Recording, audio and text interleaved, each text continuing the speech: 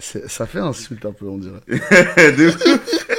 On dirait une insulte un peu. Le meilleur du pire live, si tu prends les initiales, ça fait MDP, ça fait pas très... En fait, ça aurait été lourd qu'on puisse faire MDR, tu vois. MDR, meilleur du meilleur du rap. Yo, Yo les amis, bienvenue sur Imperium 5. Aujourd'hui, on va rapper tous ensemble. Alors, parlons du programme, mesdames et messieurs. À savoir plein de choses. Un long live, le plus long live de l'histoire de cette chaîne Twitch, mesdames et messieurs. Voilà, car on est ensemble jusqu'à, je l'espère, jusqu'à ce que la fatigue nous sépare, c'est-à-dire aux alentours de 21h, je pense, peut-être même 22h. Premièrement, nous avons un invité exceptionnel. Nous avons la personnalité la plus charismatique de cette chaîne. Mesdames et messieurs, il arrive en direct sur son live spécial Imperium 5, Ricket. Ouais. Ricket, mesdames et messieurs, bravo. Merci à lui. On est là, hein. Merci à lui pour sa présence, car aujourd'hui, nous allons réaliser un JDR Story, le format le plus apprécié de la chaîne YouTube, mesdames et messieurs, mais en live, c'est-à-dire qu'on va pouvoir interagir directement avec vous, et c'est plaisant. Et vous, chers amis, qui êtes sur YouTube, qui regardez ce live en rediffusion, attends, sous forme... Ça a flouté? Ouais, non. T'inquiète, continue. C'est toi? C'est moi? On continue? Ok. Attention, parce que tu envoies des informations essentielles. Ça perturbe la diffusion chaotique de cet événement, tout de même. Donc là, je te mets un carton jaune déjà. Le MDP, bro. Donc je disais, si vous regardez ce live chez vous, à la rediffusion sur YouTube, et que vous vous intéressez à Imperium 5, sachez que vous pouvez aussi nous retrouver en live tous les jeudis, et exceptionnellement les dimanches, spécialement pour Rebelle Edition, et d'autres peut-être un jour prochain, on sait jamais. C'est de la merde.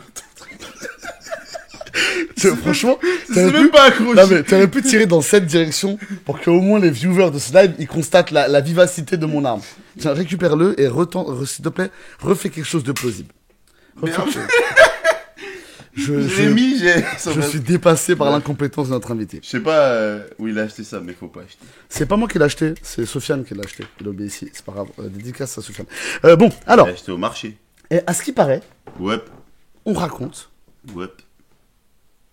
Que t'as déjà joué à Imperium. Ouais. On a joué 2 fois d'affilée à Imperium. Mais non. Ouais, on a fait la quête d'introduction. C'est pas vrai. Oui, c'était la quête d'intro. Oui, c'est ça. Ouais. La quête du kit d'initiation. J'ai joué Zuzu. Le kit d'initiation qui est juste là, mesdames et messieurs. J'ai joué Zuzu. Alors, moi, déjà, avant de vous parler du JDR... Waouh. Tu fais ça trop bien. Fais un peu comme ça aussi. Voilà. Ouais, parce que quand je vais dans un sens, ça va pas bien. Donc, avant de vous parler de ce JDR Story, de faire ce retour de partie qu'on a vécu ensemble, on était donc 4 joueurs. Au-delà de ça, on va surtout vous raconter comment, personnellement, moi, j'ai préparé ce premier scénario. Parce qu'il faut dire que Imperium 5 est un sacré morceau à la fois de mécanique de jeu et surtout un sacré morceau d'univers. C'est-à-dire c'est quelque chose qu'il faut assimiler. J'ai dû apprendre plein de choses. Et ça a beau être un kit d'initiation, il faut dire qu'il y a une pluie de mécanique, d'univers, donc vraiment de contexte et d'éléments de scénaristique qui sont fort intéressants. Il y a beaucoup de choses. Et franchement, c'est très intéressant. Alors, il faut savoir que nous, dans l'équipe, on est des gros fans de jeux à mystère. Ouais, on a énormément joué à Mutant Year Zero. 1 an et demi. Voilà. Et on a énormément joué à Simbaum. Ça fait quoi 2 ans et demi. 2 ans et demi. Donc, ce sont 2 grosses campagnes qui nous ont un petit peu portés. Et Imperium 5 va avoir des traits de caractère qui vont s'identifier à ce type de jeu. Ouais. C'est-à-dire qu'on va être face à des mécaniques de jeu qui vont demander aux joueurs de comprendre un petit peu ce qui leur arrive, de comprendre ce qui se passe dans l'univers. Donc il y a énormément de mystères, il y a beaucoup d'inconnus. Et au-delà de ça, pour ceux qui aiment les jeux à mystère, il faut savoir que c'est le seul jeu où tu as des mystères dans ton propre background. Tu commences le jeu, tu ne sais même pas concrètement qui tu es, tu connais pas d'où tu viens, passé, comment t'as grandi, tu sais. Tu arrives à faire des trucs, tu sais même plus pourquoi tu arrives à les faire. Exactement, en fait, tu es vraiment dans un contexte de jeu où pour ce qui est de ton background, tu as des brides d'histoire, des souvenirs, et l'entropie quantique, c'était une apocalypse, si vous pour résumer les choses, une apocalypse qui a tout simplement, mis à part avoir zigouillé 80% de l'humanité, hein, elle a aussi créé une entropie qui a fait tout simplement oublier aux gens lambda, c'est la vie, quoi. Le monde, quoi. Tout simplement. Tout. Et du coup, aujourd'hui, on est dans un univers donc de science-fiction futuriste qui va mettre en avant des mécaniques, de l'électronique, des machines, de la technologie, exactement. Sait même plus à quoi elle sert. C'est ça. Et si je ne m'abuse, peut-être que je me trompe, mais je crois que à l'heure actuelle, dans l'histoire du monde, je crois qu'ils ont récupéré que 17% de la totalité des connaissances qu'avaient acquis, mais peut-être eux ou leurs ancêtres, ou du moins les personnes qui géraient l'ensemble de voilà. Donc on est vraiment sur un univers qui est extrêmement axé science-fiction.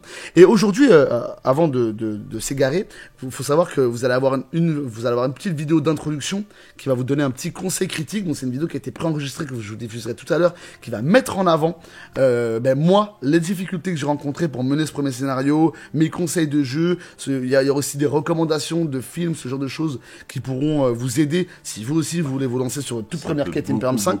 Vraiment, parce que c'est un besoin. Moi, je vous assure que si vous arrivez dans Imperium 5 sans avoir de base de SF, c'est-à-dire que vous ne connaissez rien à la SF, la seule chose que vous avez vue, c'est Star Wars, vous pouvez vous retrouver un petit peu en difficulté sur la menée, sur l'improvisation, ce genre de choses. Donc n'hésitez pas. T'as lancé un pic à Star Wars, là? Pas du tout. J'adore Star Wars, sauf Star Wars 9. Et principalement... Il est lourd, hein. Piou, piou. Au montage du YouTube, il y aura des trucs qui vont partir. Mon cher Eric. Ouais. Comment? Oh, tu m'as appelé par mon vrai prénom, ça fait longtemps. Ce truc de ouf. Enchanté. Enchanté. Voilà, je m'appelle Masque. Cyril. Non, Cyril. Ah, les gens, ils savent? Bah oui.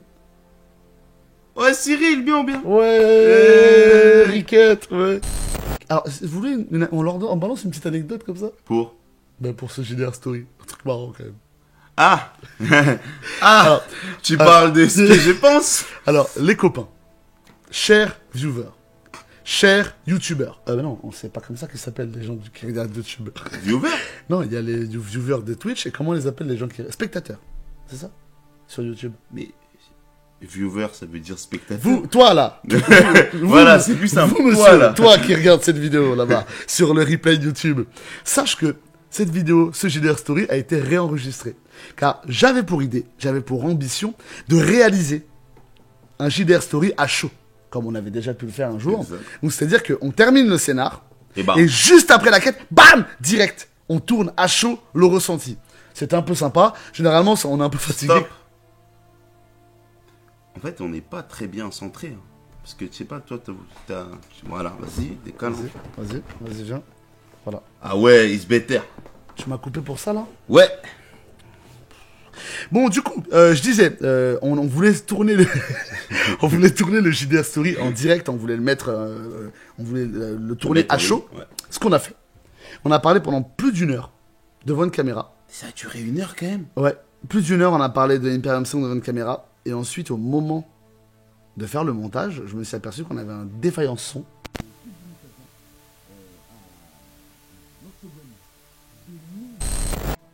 Parce que regardez, je l'ai gardé exprès pour ce live. Parce qu'en fait, cette petite pile, mesdames et messieurs, c'est de la merde. Amazon basique, c'est de la merde. Je vous le dis tout de suite. Cette petite pile qui était censée... Il marque comme ça. Je m'en fous. Cette petite pile qui était censée capturer l'audio de ma vidéo... Eh bien, regardez ce qui lui est arrivé. Je sais pas si c'est normal. Attention, mise au point nul. Recule un peu, non? Pour la mise. Ouais. Je sais pas si c'est normal. Mais ouais, ça dénonce parce que c'est inadmissible. Et ça faisait combien de temps que tu l'avais mis? Ça faisait pas très longtemps. C'est un scandale, mesdames et messieurs. Donc, la vidéo était out, est morte. Et donc, du coup, j'ai détaché Riquette ici présent pour venir faire le JDR Story en live. Ça c'était censé être une vidéo préenregistrée pour venir faire le JDR Story en live. Il avait un rendez-vous. Et mesdames et messieurs, on est là, hein. Il est là pour OBA Édition. Il est là pour partager ce moment avec vous. Donc on peut le remercier. Bravo. Ah ouais, ça le faisait pas trop sinon. Premier live qui commence bien et on finit. Vas-y, regarde.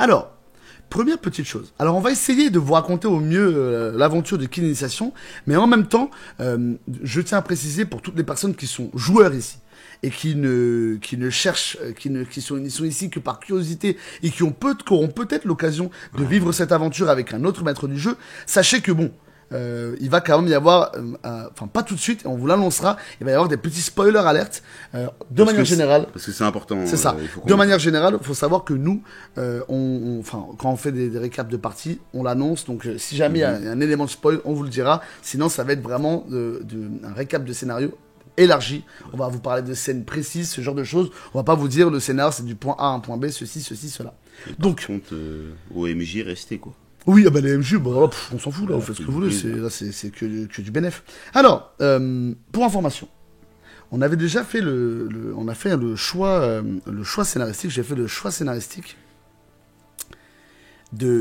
quand je leur ai donné leur fiche perso, on n'a pas fait de session 0 du tout, chose que j'ai peut-être regretté et que je conseille de faire peut-être un peu plus tard, mais on n'a pas fait de session 0, et je leur ai donné leur personnage, et j'ai volontairement omis certains détails de la fiche, pour pouvoir créer un petit climax.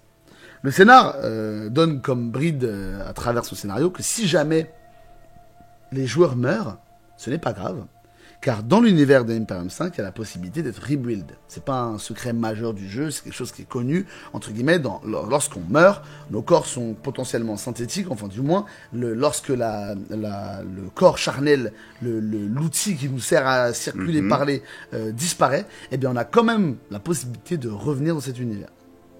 D'accord ? Yes. Ça, je leur avais volontairement pas dit. Et j'avais surtout aussi noyé le poisson sur le fait que l'entropie faisait qu'il y avait des choses qu'ils comprenaient pas, etc., qu'ils n'avaient pas conscience de tout. Et quand j'expliquais le système de jeu, il y a par exemple sur les fiches perso, il y a des passages qui parlent de rebuild, tout ça. Je leur ai rien dit. Je leur ai même pas donné clairement le speech qui se passait au dos de la feuille. J'ai volontairement camouflé tout ça pour essayer de les noyer au plus profond dans l'ignorance. Et j'ai pris mon scénar et je les ai balancés direct. Dans un véhicule d'intervention à haute vitesse pour l'interception d'une pièce qui devait aller chercher. D'accord ? Suite à cela, l'intervention commence et la première petit climax, ça génère un flashback. Ouais. Et on revient quelques jours avant. Et je prends vraiment le temps. Donc là, on a une grosse phase de roleplay. C'était, je crois, que le plus gros parti de la quête. Vraiment un petit roleplay où ils rencontrent ce PNJ qui les missionne tous les 4 afin d'obtenir quelque chose au titre d'une corporata, enfin du moins dont ils étaient en discussion. Exactement, petit braquage. Et le premier personnage à intervenir dans cette histoire est notre cher Zuma. Zuma, c'est moi.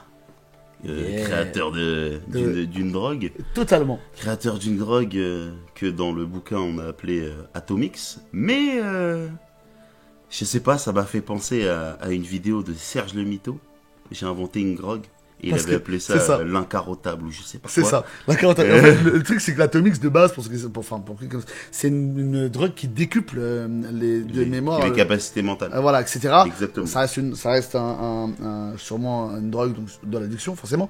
Mais lui, du coup, il s'était dit, il a décuplé les trucs, ça me fait penser à ce sketch de Jonathan Cohen sur justement l'incarotable. Et du coup, j'ai renommé ça la carotix. C'est ça. Donc en gros, il avait remixé ça, la carotix. Et c'était donc un nanochimiste. Exactement, un nanochimiste. Et il arrive dans cette petite zone, une zone de passage. Voilà. Il y avait quelques fast-food autour de nous, comme ça. Enfin, c'était pas un fast-food, c'était un food truck. Un food truck, c'est ça. Exact. À savoir que dans cet univers-là, la nourriture est déjà n'est pas source de besoins exceptionnels, c'est-à-dire les gens... C'est un petit plaisir. C'est ça. Donc en gros, le concept, c'est qu'ils étaient dans cette espèce de truc abandonné, avec des vieilles chaises en plastique, un truc pourri de ouf, quoi. Et ils avaient rendez-vous là-bas, et ils devaient censés retrouver leur contact, Judith. Et n'oubliez pas, on n'a pas tous lu intégralement nos personnages. C'est ça. Donc là, à ce moment-là, ils comprennent rien. Moi, il y a un seul truc que j'avais lu, juste avant qu'on commence, c'était les potentiels souvenirs que nos personnages ont. Mais c'est le seul truc que j'ai lu à ce moment. C'est ça. Et volontairement, là, dans le jeu, ils ont le système de jeu, ils se retrouvaient dans un véhicule d'intervention volant à grande vitesse pour un braquage sauvage. Et ils sont à l'intérieur, ça a dégénéré, paf, ça a généré un flashback. Voilà. On développera peut-être quel point ça a dégénéré, mais un peu plus tard. Mais du coup, ils se retrouvent dans ce truc-là. Et là, je fais intervenir les personnages petit à petit. Exactement. On a donc dans cette aventure Zuma, inventeur de la carotix. Yes. Nous avons donc ensuite un PNJ qui s'appelle Unid aussi. Ah oui, il y avait Unid. Voilà. On a ensuite Indiana Ghost, qui a été interprété par Daddy B HDR, ouais. voilà, Papa Ours, notre cher ami.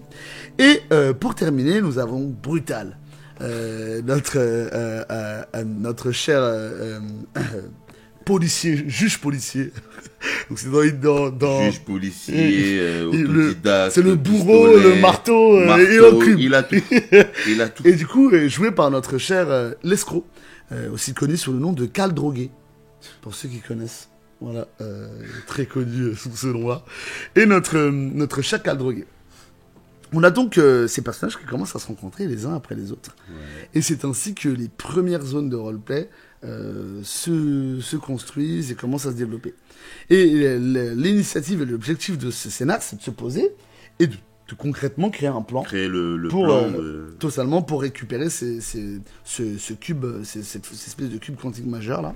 Et ce qui est intéressant, c'est que le scénar propose de créer le plan alors que l'intervention a déjà commencé. Ouais, ça, c'est un peu sympa. Ouais. Et c'est un côté très cinématographique que j'apprécie beaucoup. Et de manière générale, de toute manière, enfin, on reparlera des mécaniques de jeu, mais de manière générale, Imperium 5.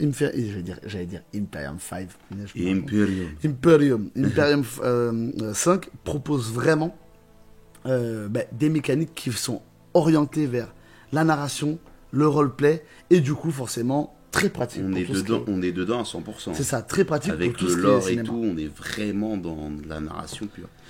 C'est drôle parce que à la base, ils n'étaient pas tous censés être là le deuxième soir de la partie. Il y en avait un qui ne devait pas venir et finalement, il est venu. Il a dit oh non, je peux pas partir en cours de route.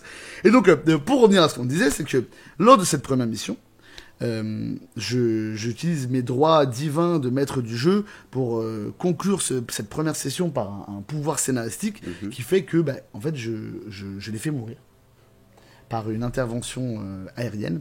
Et oui. Ouais. Ah, mon visage. Pichou. Non, je rigole. Donc, je l'ai fait mourir. Et attends, regarde la caméra. Ouais, je suis désolé, mais ça me perturbe. Mais ça va sûrement perturber les gens aussi, donc vas-y, fais-le, t'as raison. En fait, moi aussi, je peux le faire, je crois. Regarde. Ah, c'est bon, c'est mieux. C'est archi dur, parce qu'en fait, si je regarde là, pour me voir, donc, et du coup, c'est comme ça qu'il découvre qu'il y a le fameux rebuild, c'est qu'à la mort de ce premier scénar, ou du moins de ce premier acte, je l'ai fait mourir, et je l'ai fait se réveiller bien plus tard, et c'est... Attends. Parce que lui, c'est un menteur. On n'est pas mort. Le terme mort, c'est... Tu sais, ton corps, il est encore là, par terre. On s'est fait désintégrer. C'est pas pareil. C'est vrai. Donc toi, tu es un menteur, déjà, pour commencer. C'est vrai. Il nous a désintégrés. Et ce qui est encore plus intéressant, c'est qu'à la fin, il nous a dit, vous avez été rebuild, mais vous savez pas combien de temps après. C'est ça. Quand il se réveille dans cette zone donc de retour, quoi. C'est un peu un truc de ça fait penser au construct. Enfin bref, ils se réveillent avec entre guillemets leur nouveau corps et leurs nouvelles attributions sans savoir combien de temps c'est après, etc. Il y a vraiment une grosse zone d'ombre en fait, et ça leur permet en fait de se retrouver une nouvelle fois avec la fameuse Judith qui leur dit félicitations, mission accomplie. Ouais. Parce que j'avais prévu un peu le truc, lorsqu'ils ont récupéré le fameux objet le fameux objet en question, il fallait le mettre dans un caisson qui en fait l'expulsait le plus rapidement. C'était un peu petite mission Suicide Squad que j'avais organisée. C'était carrément du Suicide Squad. Voilà, et du coup c'est ainsi que la première séance se termine avec ce cliffhanger où c'est d'accord, donc on peut mourir et revenir. Et donc à partir de la deuxième session de jeu, c'est là qu'ils ont lu leur background totalement, etc. Et c'est venu. C'est pas tout de suite, hein. Ouais, c'est venu progressivement. C'est pas tout de suite. Il y en a qui se sont penchés dessus, il y en a qui se sont pas trop penchés dessus. Moi, je me suis pas du tout penché dessus. Mais ce qui est marrant, c'est que le fait que les souvenirs reviennent progressivement en simultané avec le déroulé du scénario, c'est qu'on avait vraiment l'impression d'avoir vécu de l'entropie, tu sais. T'avais vraiment l'impression que les mecs, il y a des trucs qui leur revenaient comme ça ça, tu vois. C'était très très cool. C'était très très cool. Et puis moi, à un moment, j'ai été grave perturbé parce que c'est Judith qui nous disait oui, il faut des autorisations, etc. Mais du coup, à un moment, je lui ai quand même lâché. Mais c'est qui? Ouais, Enfin, qui d'où il n'y a plus personne. D'où il y a des gens, ils ont dit ouais, c'est nous, on décide qui revient et qui ne revient pas. C'est ça. En fait, il a commencé à se dire Ouais, non, mais là, pourquoi, pour quelles raisons, enfin, qui c'est les personnes qui décident Ou la qu'on revient personne. Ou la personne. Comment ça fonctionne en fait? Je veux savoir comment ça fonctionne, qui a le pouvoir, qui a le droit de décider qui peut se rebuild, qui peut pas se rebuild, comment qui ça a marche. pris le papier et fait oui, toi tu reviens. Ah bah toi non. Et c'est marrant parce que quand il a voulu répondre à cette question, donc il a forcément fait un petit jet avec ses petits dés de narration et compagnie, ses petits dés d'intensité dans son truc. Le système de jeu. Je lui mets ces petits dés de réalité. Et en fait, c'est marrant parce que le dé d'entropie fait du coup mauvais présage. Donc en gros, son personnage est devenu totalement Hello Freema Rollis, bienvenue. Hey. Bienvenue sur ce live. Donc ça t'a tout de suite. C'est bon le processus, c'est des questions des joueurs qui font évoluer l'univers totalement. Et ben en fait, ce qui est marrant, c'est que l'univers est au final tellement, enfin, ce qu'on leur vend au début est tellement light, c'est-à-dire léger. Ce que je leur ai donné était tellement léger que forcément, ça suscite un maximum de questions. Et instinctivement, il y a des choses qui émergent assez rapidement sur bien sûr. Pourquoi ça.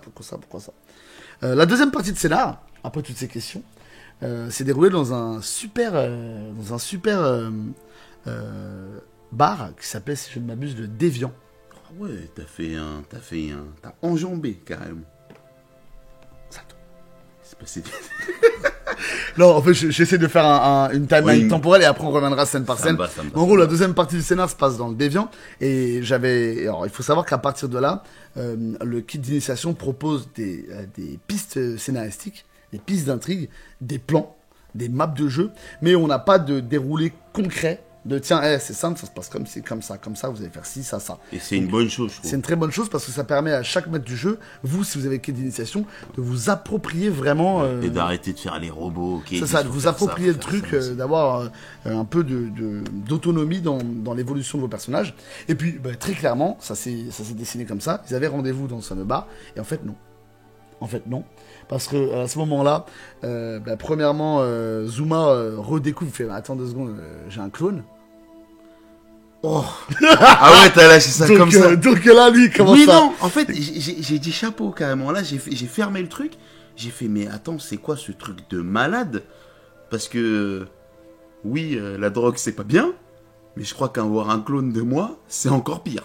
Alors, tu vois, Patrick dit le scénario 2 apporte 30 heures de jeu supplémentaires, mais j'irais même dire plus loin. En fait, je pense que c'est un jeu qui s'autosuffit. 30 heures En fait, c'est S'il y a des joueurs comme moi, tu peux multiplier par 2, je te le dis. En fait, rien qu'avec le kit d'initiation, ça s'autosuffit dans le sens où les questions vont perpétuellement les joueurs vont perpétuellement se créer des scénarios tout seuls. Ouais, mais il faut la suite parce qu'il faut que toi tu sois en capacité de nous répondre. Et puis ce qui est super intéressant, c'est qu'aussi le cadre de jeu va proposer premièrement les séraphins.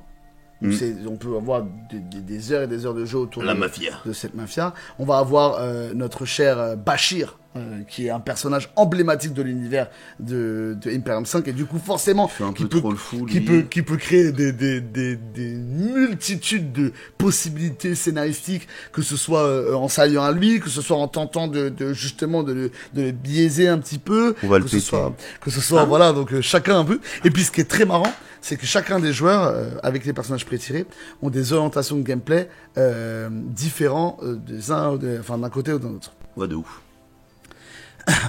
Et on a tous été utiles à chaque fois à un moment très précis ou juste une compétence ou un truc comme ça. Les pré-tirés, ils sont très très bien. Ouais. Mais mon personnage, c'est le meilleur. On préfère toujours son personnage aux autres. C'est juste que c'est le meilleur. Vous allez voir dans le JDR Story préenregistré de l'escroc, il dira la même chose. Hein. Il dira pareil, il dira mon personnage. Alors, c'est... attends, lui c'est un tricheur parce qu'il vient que quand c'est la bagarre. Ça veut dire quand on se pose des questions de mais pourquoi, d'où il arrive lui, pourquoi on a été ribule, l'autorisation elle vient d'où, pourquoi on se rappelle de rien, c'était quand le crash, on est en quelle année? Il est pas là. Après, Et après, quand il y a bagarre, je lance mes dés, je tire, oh, je te tue. Et tu le tues comment? Eh ben, je lui tire dans la tête. Et voilà, c'est tout. Voilà le gameplay de c'est l'équipe. ça, totalement. Il joue Abdallah. Il joue Abdallah totalement. Hein, on voit que c'est le créateur du jeu. Mais Abdallah, non, alors, ce qui est marrant avec le personnage D'ailleurs, c'est de l'escroc, ouais, c'est que trop bien Ah. les noms des personnes. Abdallah Nunez. Qui est de tout. Ouais. En termes de noms, c'est pas juste John ou Cyril ou Eric. Comment ça, au Cyril? Il y a Abdallah, il y a Bachir. J'avais un jeu de rôle avec Cyril dedans, non? Donc c'est s'il y a un Si, Cyril- mec. Bien sûr que si. Vas-y, qui? Ben, je sais pas, peut-être qu'un jour tu vas créer un jeu de rôle et du coup il y aura ton nom dedans. Bah non, je vais pas mettre mon nom. Enfin, je vais pas. Non, mais un des personnages ou un Ah, des mais prétendants. Cyril, c'est bien. Je sais pas pourquoi il dit ça. Mais je critique pas ton prénom. Critique. Mais j'ai pas critique. Moi, j'avoue, Eric, c'est bizarre. Mais Cyril, c'est bien. Donc oui, il jouait Abdallah. Il jouait notre cher Abdallah et Nunez. Oui, c'est ça le nom de famille, je crois. Et du coup, ce qui est marrant. Promis, je ferai un PNJ. Alors là, Et mec. voilà. Alors là. Ce qui est marrant, c'est que lui, son personnage, au final, vous le saviez pas. Enfin, si, il vous l'a dit à la fin. Mais lui, il est pro Bachir. Ouais. C'est un pro Bachir. Et effectivement, dans l'équipe, ton personnage à toi, C'est pas du tout il un est, pro voilà, Bachir. il est déjà border en fait. Déjà, il a un petit clone. Enfin, c'est un mec qui au final est plus prédisposé à faire ce qu'il a envie en fait. Ouais, Et puis de toute façon, toi, t'es un joueur cancer, donc forcément, c'était sûr que t'allais. C'était sûr que. Moi, je suis pas un joueur cancer. Je hein. rigole. Moi, je suis pas un joueur cancer. Moi, je suis un joueur qui est investi du début jusqu'à la fin. J'attends pas juste, oh, ben, les combats, je me réveille et je te tire dessus. Alors c'est trop marrant parce que donc je disais que on parlait des 30 heures de jeu là, mais à partir de ce moment-là, je leur vends la piste du bar avec le fameux amiral, etc. Là, je lance une piste où il faut essayer de récupérer son corps. Enfin, je crée vraiment une trame scénaristique pour générer C'était pas dans le kit. Non, c'était alors enfin si. L'amiral, tu l'as vu, il y a les images, etc. Le sous-sol aussi, enfin tout ça c'est dans le kit. Mais moi, la trame narrative que j'ai pris, elle n'est pas définie, c'est vraiment. Ouais, comme t'avais dit C'est ça. bon, ok. Et à ce moment-là, donc moi je leur donne tout ça, etc. Et non, les mecs en fait, ça y est, ils partent en campagne, très clairement. Hello, Akibi, Hello, bienvenue, salut, welcome. Akibi. Bienvenue, on est en train de faire un retour de partie sur Imperium 5. Donc t'arrives un peu en cours de route, mais t'inquiète, on va essayer de narrer ça de la manière le plus Puis de toute cool façon, il y possible. aura la rediffusion sur YouTube. Exactement. n'hésite pas à aller Et puis il y a 2 vidéos préenregistrées qui vont arriver aussi tout à l'heure. Donc n'hésite pas à rester avec nous et à partager. Présent dans le live aussi. Totalement, le boss de Imperium 5 est présent dans le live ici. Il est pas très loin et il sera avec nous tout à l'heure si je suis pas trop naze en informatique. Alors du coup, je disais, il commence à partir en campagne. C'est-à-dire que moi je leur dis ouais les gars, je fais un one shot à 2h30. En plus on a joué en semaine. Hein. Ouais. Donc je leur dis ouais on a un one shot de 2h30 machin bidule. Non les mecs ils partent en campagne. Ça y est. Mais c'est pas de notre faute, hein. Les gars, en fait c'est simple. Daddy Beer en jouant Ghost. Donc c'est un nano-archéologue quantique. Donc c'est-à-dire que, bon allez, pour résumer... C'est pas ça. Ah mais si, ils sont là les pré-tirés. Ils sont dans... Vas-y, Ouais, ils sont dedans, continue, je les sors. C'est de toute façon je vais vous présenter un peu l'utilisation si vous voulez tout à l'heure parce qu'en fait même si au final c'est quand même une bonne chose d'investir directement dans le financement participatif. Voir le kit d'initiation, ça va vous donner le ton.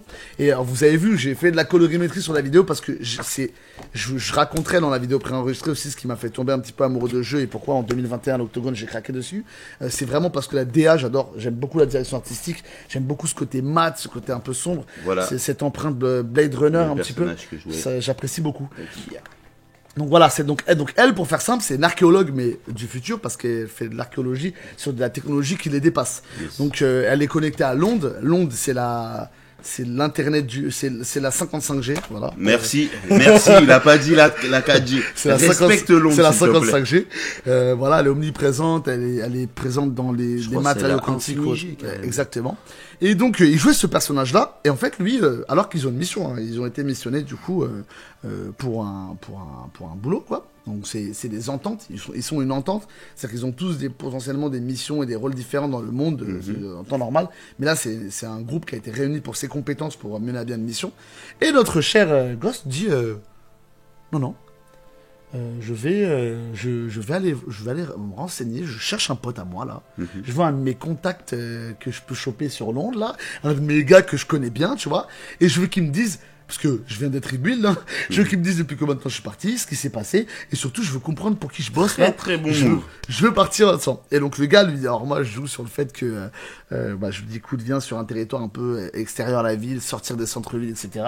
Donc une zone un peu plus rudimentaire dans le sens où elle est déserte quoi un petit peu. Là on s'est dit on va se faire péter en plus. C'était sûr. J'ai dit quoi? Je leur ai dit, alors ça c'est une petite pirouette scénaristique des maîtres de jeu que je conseille. Il lui dit, écoutez-moi, venez pas seul. Et du coup, Daddy Beer Ghost il dit, comment ça De ouf. Comment ça, venez pas seul? Et là, ça fait vraiment piège en mode, viens avec tes potes qu'on vous attrape, genre. c'est ça. Et là, c'est les premières pistes de scénar mettent en avant que potentiellement, effectivement, tout ça n'est qu'une mascarade, entre guillemets. Ah non, et qu'on est on est dans un truc qui nous dépasse. Exactement, parce qu'en gros, ils avaient beau être rebuild, l'entreprise, etc. Ils vont très clairement comprendre, ouais, Bashir, en fait, c'est pas n'importe qui, c'est une vraie puissance. Et effectivement, même si c'est un intermédiaire, c'est-à-dire que vous êtes forcément dans des enjeux de grande envergure. Ouais, sachant qu'en parlant avec justement le pote de Daddy Beer, il nous fait comprendre que c'est lié justement à... Ouais, bah ce qu'il devait voler. C'est exactement, c'est lié à lui. Donc là, on s'est dit... Ouf. Voilà, c'est sûrement que lui, il voulait personnellement obtenir ce truc-là, donc il y a tout un schmilblick qui se passe. Et bien évidemment, on sait très bien il sait ce que c'est, il sait à quoi ça sert, il sait déjà tout ça, voilà. C'est sûr. Et donc notre cher ici présent Riquette, lui, il bosse pour lui, c'est bien payé, il est bien, il est content, mais il a pas envie de devenir son pote, très clairement. Ghost, notre cher Daddy Beer, il est un peu... voilà, entre les deux, lui c'est un petit peu... oui, moi je dis plus en mode il veut comprendre. Ouais, c'est vrai. Et si Bashir peut lui permettre il va être du côté de Bashir, mais si ensuite il a tout ce qu'il lui faut et que c'est quelqu'un d'autre qui va donner, on s'en fout. Ouais, en gros, très clairement, la motivation de ton personnage, ça, c'était vraiment de comprendre. T'aimes bien ces persos-là? Moi j'aime beaucoup ces personnages. Déjà j'aime bien les persos qui heal en général, ouais. Parce que il est médecin, mais des compétences d'endochimie c'est pas rien. En termes d'équipement, j'avais le MP. Ah putain, il était content avec ça. Parce que déjà dans les jeux de manière générale, il aime bien tout ce qui annule qui débuff un petit peu là. Donc j'aime beaucoup les debuffs. Ouais. Parce que t'as ce sentiment de se dire tu faisais ton malin, là je t'ai debuff, on est plus ou moins au même niveau maintenant. Viens, je te pète. C'est tout. Du coup, c'est vrai qu'il avait un personnage qui était, au final, motivé par la connaissance. Exactement. J'ai un perso motivé par la connaissance. Et de toute façon, moi, quand je rentre dans l'ordre d'un truc, il faut que ça devienne après carré dans ma tête. Là, je sais que ce sera que peut-être dans... Attends, 1 an et demi Mutant, 2 ans et demi Simbaroum. Allez, peut-être dans 3 ans, je pourrais vous dire, c'est bon. C'est ça. Imperium 5, je connais tout. Je connais tout. L'intérêt l'intérêt de ce type de personnage, c'est qu'ils sont moteurs dans un groupe. Donc moi, je vous recommande, c'est pour ça que c'était cool aussi, que Ghost, au final, elle est pareille.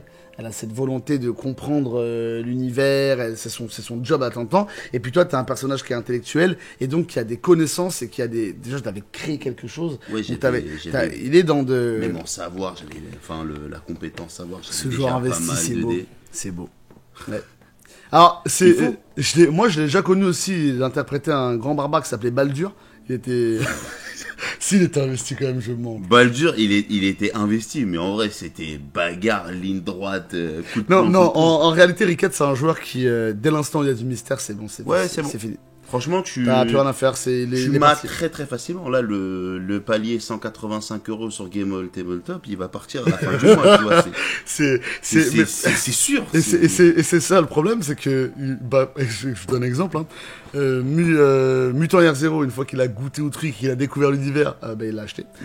Parce qu'il avait envie de faire vivre la même chose. Et maintenant qu'il connaît, en fait, les jeux à mystère comme ça, plus tu joues, plus c'est facile de masteriser derrière. Ouais. Et là, Simbaroum, 2 ans et demi de campagne. Heureusement, la campagne était tellement longue Maintenant, il est en rupture de stock, donc il peut pas l'acheter. Mais je voulais pas l'acheter pour moi, hein. Donc, Donc c'est pareil, Imperium 5, donc il va forcément finir par passer à la casserole. à un et moment puis ou toi un aussi, ton investissement de mutant à Symbaroum, c'était pas du tout le même. autre. Ouais.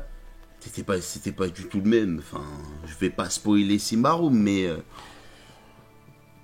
au bout des 2 ans et demi, t'es content, même si on sait pas tout, on sait beaucoup de choses. Très clairement, si vous êtes un joueur, mais un maître du jeu, qui ne connaissent pas les univers à mystère, et que vous n'en avez pas, je pense que c'est le bon moment pour investir. Ouais, Par contre, attention, ouais. je le dirai aussi, vous verrez, je l'expliquerai dans la vidéo de conseils critiques. C'est pas un jeu à prendre à la légère, dans le sens aussi où c'est un jeu qui va demander de l'investissement personnel. Je vous donne un exemple tout bête. C'est pas un jeu qu'on va lire en diagonale et qu'on va lancer et que voilà. Oh bah tiens, j'ai une campagne actuellement Donjons et Dragons et puis de temps en temps j'ai un joueur qui est absent. Et donc, je vais faire une petite partie en parallèle. Ben non, là, ça marche pas. Parce que c'est un jeu où les joueurs vont de plus en plus prendre du plaisir à force de jouer. Le système de jeu, il est pareil. On va en parler bientôt, d'ailleurs. Hein. Quand on s'y met, quand on se lance dedans, au premier abord, c'est déroutant. Moi, l'escroc, qui n'est pas un joueur basé sur les mécaniques, qui est pas dans la réflexion, dans la méta, dans le système de jeu, etc. Lui, au début, ça y est, là, je lui dis, narration partagée, dés d'entropie, dés de réalité, il est là. Donc, c'est un jeu qui va prendre de la saveur, c'est un système de jeu qui va prendre de la saveur à force de jouer. Lui, il veut bagarre. Voilà, c'est un système qui va prendre de la saveur à force de jouer. Donc, c'est un jeu qui, si jamais vous avez fini une campagne là, et que vous voulez vous lancer sur un truc à mystère, c'est le moment. Rôti de port 666. Oh, les chiffres. Ah ouais, là, c'est le mal. Hein. Alors, si curieux de connaître le système, mais on va vous le présenter. Ouais, j'ai préparé le petit truc qu'ils ont mis qui, moi, personnellement, m'a aidé. Alors, c'est marrant parce que je faisais... Alors que d'habitude, je comprends pas. J'étais en crash test quand je l'ai fait. Alors moi-même, on a eu des petits ratés hein, sur le truc, par exemple, la mécanique de karma. Après, c'est mon premier scénar aussi, donc c'était un peu dur à mettre en place. C'est pas ça qui a tué notre partie ou quoi. Mais c'est ça totalement. De toute façon, le système de jeu, c'est qu'un moyen de faire fonctionner la scène. Donc, je suis arrivé, je leur ai donné ça. Je sais pas, la feuille est un peu... il y a la lumière. Comment on dit, elle est papier brillant. Donc vous allez galérer. Mais en gros, très clairement... putain, je vais pas y arriver. En gros, voilà, je leur ai donné ça, et c'était crash test. Je leur ai dit, tiens, dites-moi ce que vous comprenez, là, quand même. Et Riquet a compris. Donc c'était assez... C'est rare, hein. Ouais, c'est rare. Je vous le dis, c'est peut-être Donc si Riquet a compris, tout le monde peut comprendre. Ouais. Oh, on va pouvoir parler d'un autre truc aussi. Donc du coup, on est sur un système de jeu qui propose de la narration partagée. C'est un système à base de D8. J'ai une hypothèse là-dessus. Ouais, ben justement, c'est de ça quand j'ai dit, c'est ça. Patrick, il est dans le live, donc il nous dira. Non, il faut pas qu'ils disent. Ah, il faut pas qu'ils disent. Enfin, okay. Je sais pas. Enfin, bref, qu'ils disent si ta théorie elle est bonne, parce que c'est cool. C'est ça. Mais en gros, on en parlait. Il me disait pourquoi des D8. Ouais, parce que comme je t'avais dit, j'ai l'habitude de jouer avec le système Mutant et Engine, je sais pas comment tu dis. Mutant R0. Voilà, Engine. Donc c'est D6, tu fais un 6, tu réussis, D20 et D100. Donc j'ai l'habitude de ça. Et je trouvais ça bizarre, pas dans le mauvais sens du terme, de jouer avec des D8. Et là, comment ça, pourquoi des D8? Il y a une raison. Voilà. Il y a une raison à ça. Exactement. Et je lui dis, écoute, non, mais ma théorie, c'est peut-être que c'est 2 pyramides inversées. Quelqu'un l'a mis au même moment. Oh là là, c'est dingue. C'est un truc de ouf. Parce qu'en fait, Imperium, pour ceux qui... Elle est où la couverture C'est là. En fait, les pyramides sont un élément central. Ah, c'est dingue, c'est trop fort. Je suis trop fort, mec. C'était ça? Ouais, c'est ça. Alors. Donc, c'est les pyramides qui se mettent... Enfin, se mettent pas du tout. Mais les pyramides sont un élément central de l'univers. Mais du coup... Pourquoi pas D4? Non, c'est pas ça. Ça veut dire que sous une pyramide, en fait, il y en a 2. Bon, alors honnêtement, tu vois, si un jour vous avez l'occasion de rentrer dans une pyramide, faut savoir que c'est... c'est la fin, ça. C'est un peu le... pas forcément. Chaque maître de jeu va pouvoir... Enfin, après, j'ai pas le livre de base, donc j'ai pas tous les mystères. Oui, ni c'est comment vrai, c'est c'est procuré. vrai. Mais moi, j'estime que pour moi, t'as vraiment cette notion d'inconnu. Pour moi, c'est l'équivalent d'avocat. Okay. C'est voilà. Ce tombeau sera votre tombeau. Franchement, je fais une rêve si un jour on va dans une pyramide. Donc Pyramide 5 faces. Ah, Alors, je vais vous dire un truc tout de suite. Valarkin est une personne intelligente. Du coup, il a perdu Riquet et moi. ouais, tu me mets dedans. Parce que j'ai vu ta Mais défense, archi regarde. Des 4 faces, pyramide 5 faces. Point, frère. Une pyramide, c'est un 5 faces depuis quand, toi? En dessous? Ben oui, Rmal. Non, c'est pas une face, c'est la base. Rmal, moi, je connais. du coup. Rmal toi-même. Moi, je connais la technicité. Le dessous, c'est. Attends, on est en train de s'afficher devant presque 15 personnes, là. Il y a 15 personnes. Mais non, je t'ai déjà expliqué plein de fois. Ils sont 11 déjà. Et puis, en fait, là, il y a Patrick et des bots. Mais excuse-moi, les pseudos là que je vois ici, C'est là, des bots, j'ai c'est des déjà bots. vu. C'est des bots, je t'ai dit. Eux, c'est déjà, ils sont. C'est pas des. Voilà, regarde. Je t'ai dit Bon. quoi? Ah, Alceste. donc Alceste, tu es en train de dire que tu es la seule personne réelle? Oh, Ah, oh, c'est bon, ça s'insulte. un bot agressif. Allez, let's go. Un bot agressif. C'est toi le bot. Non, alors, pour le coup, on est vraiment des bots, nous aussi. Donc. Ouais. Tu sais qu'on est en train de s'écarter de ouf. Toujours. Le c'est- système de jeu, Le on sy- a oui, dit. c'est vrai. Le système de jeu, c'est donc un système de narration partagée. Ça propose de. C'est quoi, tu veux parler là, c'est ça? Ouais. Non. Du coup, le système Non, de jeu. non, Vas-y. Non, non, commence la phrase. Ok. Moi, je veux vous dire. C'est un système de jeu de narration partagée, c'est-à-dire qu'on va demander aux joueurs de définir un pool de dés en corrélation avec leurs capacités Exactement. et leurs compétences. Et en gros, ça va générer ce qu'on Qui appelle sont- ça l'intensité. Qui Ça va sont générer. physiques, mentales et sociales. Voilà, c'est ouais, exactement. Et on va définir par là le pool de dés, Exactement. tout simplement. Ce qui est imagé ici. Voilà. En haut à gauche. Ouais.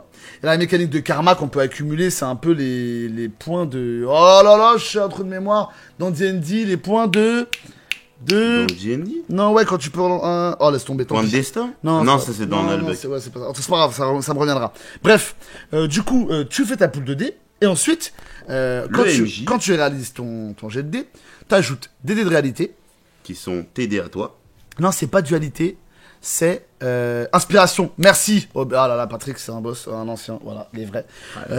Donc, du coup, on a ensuite... Salut. Les bien Ah, bonjour Atsukoi. à ceux qui arrivent, Atsukoi, bienvenue, on est en plein GDR Story, on est en train de parler du système de jeu de Imperium 5. Ouais, Mesdames si et tu messieurs. veux, si t'as loupé le début, t'hésiteras pas à aller voir le replay Voilà, sur il y YouTube. a le replay sur YouTube, vous inquiétez pas. Et puis, Yes. on a plein de choses qui arrivent. On a un conseil critique préenregistré. On a un GDR Story qui va arriver aussi avec notre cher l'escroc qui va nous donner son avis sur le jeu. Et c'est cool. Et donc, on a donc un système de jeu qui propose donc de générer son pool de dés, qu'on appelle l'intensité, ajouter les dés de réalité qui vont en fait être l'impact narratif du maître du jeu à travers le résultat. Donc c'est-à-dire que si plus il y a de dés de réalité, plus j'ai de chances de pouvoir interagir dans cette narration. Et pour finir, on a le fameux dé d'entropie qui est un dé tout le qui temps, va il sera tout le temps. on va pas parler de coups critiques ou d'échecs critiques, mais voilà, pour faciliter la compréhension, c'est à peu près ça. Ouais. Ça va générer en fait des Le 1, ça va donner un bon présage. voilà, et l'inverse, un mauvais présage. Exactement. Voilà. Et en bas de la feuille, il y a Des pistes. il y a 2-3 pistes, mais C'est pas difficile de générer un Ouais, bon ou un mauvais c'est pas- présage, c'est ouais. vraiment pas difficile parce que généralement, de toute façon, avec tout l'or du jeu, tu peux trouver n'importe quoi. c'est ça. Par rapport à la situation, ça va Puis- marcher vite. Et puis en plus de ça, comme vos jets de dés sont toujours en fonction de vos personnages, donc c'est-à-dire que qui mieux que vous peut Exactement. savoir qu'est-ce qui pourrait mettre en difficulté votre personnage ou non. Exactement. Du coup, Mais monsieur le MJ, oui, et Monsieur Riquette, lorsque je réussis mon jet de dés, que fait le joueur? il raconte ce qu'il se passe. C'est une narration Et partagée. Ça, Ça a plusieurs. ça change le truc. Ça a un désavantage, mais ça a un désavantage, mais plusieurs avantages. Ça, cette phrase Des ne veut rien dire. avantages? Un inconvénient. Ça a un inconvénient, Ah ouais mais plusieurs avantages. L'inconvénient pour moi, on commence par l'inconvénient. L'inconvénient pour moi, c'est vrai que ça fait d'Imperium 5, avec sa mécanique de jeu, une mécanique de jeu pour quelqu'un quand même de initié au jeu de rôle. Pour moi. C'est-à-dire que demain, je vais prendre quelqu'un qui a jamais fait de jeu de rôle de sa vie. Ouais, chaud. Le Chaud. Ouais. le mettre, à moins que ça soit des gens, vous savez, extrêmement extravertis ou très expressifs, des acteurs, ce que vous voulez, et qui ont une facilité au niveau de l'expression, ça peut très bien le faire. Ouais. Et moi, je connais pas mal de genres, surtout en associatif, tu vois, pour une session d'initiation. C'est vrai que la narration partagée, des fois, ça peut mettre en difficulté, etc. On a vu dans nos parties, des fois, il y a des moments, quand t'as tellement l'habitude d'être joueur et d'être Ouais. en mode passif, je sais ce que je veux, que des fois, quand on te demande il faut commencer à réfléchir un Ouais, petit peu. t'as bien réussi, mais du coup, qu'est-ce qui se passe dans ta réussite, machin. Exactement. C'est quoi le mauvais présage? Parce que même le mauvais présage, c'est nous on décide. Ouais, le ouais, mauvais présage. enfin, c'est de la narration partagée. Donc Voilà. après, attention, demain, la personne est en difficulté pour trouver ce qui pourrait lui arriver ou quoi. Le but, c'est pas qu'on se dise, ah ben non, tu te démerdes, hein, bien fait pour toi, tu se trouves. Oui, bien sûr. Non, c'est du partage. Hein. Ah, Ouais, intéressant. Alors, intéressant. Patrick, j'y viens parce que j'allais rebondir là-dessus. C'est que dans les avantages, à l'inverse, bon, déjà, c'est que ça change de mécanique de jeu, c'est-à-dire que ça change un peu l'aspect narratif des choses. 7-8 ans de jeu de rôle, c'est la première fois que je joue Voilà. de cette manière-là. Deuxièmement, pour vous en tant qu'MJ, c'est beaucoup plus reposant. Il n'y a pas besoin de réfléchir tout le temps. Il s'occupe un peu de la narration. Ouais. Et puis troisièmement, moi, je pense que ça peut être un vrai plus pour augmenter le niveau de narration de votre table de jeu. C'est-à-dire que si vous jouez à des jeux de rôle depuis 2-3 ans avec les mêmes personnes, vous faites toujours à peu près la même chose, et puis vous avez l'impression que ça stagne un peu dans ce qui est de qualité narrative, dans ce que proposent vos joueurs, c'est toujours un peu bateau, on est un peu bloqué voilà, et vous, en tant qu'MJ, vous adhérez à plus, vous avez envie qu'on s'investit plus dans l'histoire, dans la narration de l'histoire, qui prennent les choses en main, vos joueurs, vous avez une table trop passive, très clairement. Et ben là, on va se retrouver avec ce système de jeu à justement former vos joueurs, premièrement à être MJ, parce que ça leur demande de travailler sur de l'improvisation, ça leur demande de gérer des résultats de dés, et secondo, ça va les obliger à faire de la narration, et donc à trouver un petit peu leur place. Et de la narration stylée. Ouais, et puis en plus de ça, ça joue aussi sur un fait qui est assez intéressant, c'est-à-dire qu'aujourd'hui, il y a des fois, qu'on le veuille ou non, quand on est sur des grosses parties avec de l'enjeu, etc., le fait d'être confronté au maître du jeu, même si on le dit, le maître du jeu est là pour accompagner les joueurs dans l'histoire, il n'est pas contre les joueurs. Des fois, qu'on le veuille ou non, tu fais un jet, tu matraques tes potes autour de la table, ils perdent un PNJ qu'ils aimaient, et des fois, ça peut créer des vraies situations de confrontation. Hein. Et on peut le voir dans des actual play, on peut le voir dans des parties, vous l'avez tous vécu, des scènes où vous êtes un maître du jeu et vous vous retrouvez pas en conflit, mais en confrontation directe avec vos joueurs, parce que vous voulez des fois créer des combats qui sont un peu épiques et les mettre en difficulté, donc vous allez réfléchir à comment les mettre en difficulté. Alors que là, pour le coup, c'est pas le cas. Parce que c'est vraiment aux joueurs de soit appliquer le play to lose, donc d'apprendre à jouer et à se mettre en difficulté lui-même, ou alors de générer lui-même, pour lui, comment devrait se dérouler l'histoire. J'aimais bien leur donner cet exemple-là. L'exemple du vol à la tire. Voilà.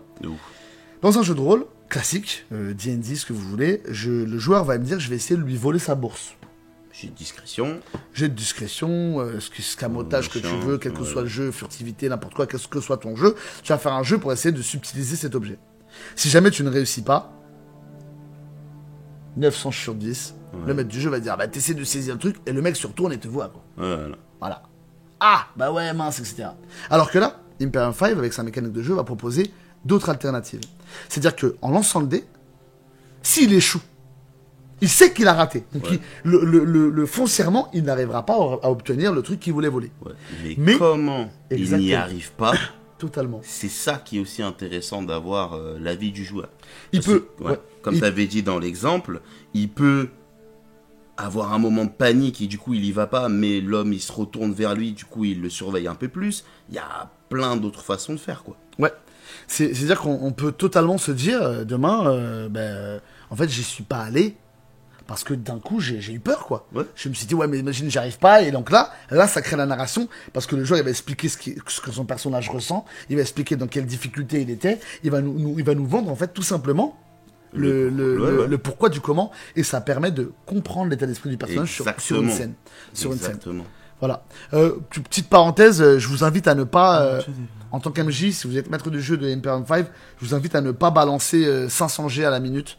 Parce que c'est des jeux qui demandent une résolution quand même. On n'a pas énormément lancé. Parce que ça sert à rien. Il faut faire des jets par scène et il faut faire. C'est un jeu à narration partagée, donc il faut faire un jet quand la narration a un intérêt ou quand ça va débloquer ou générer quelque chose. Ah, quelqu'un pose une question. Ce n'est pas plutôt le rôle des présages? C'est une très bonne. Peut-être que je me fourvoie, c'est possible. Mais c'est comme ça les présages. Les présages, c'est ça. C'est le dé d'entropie.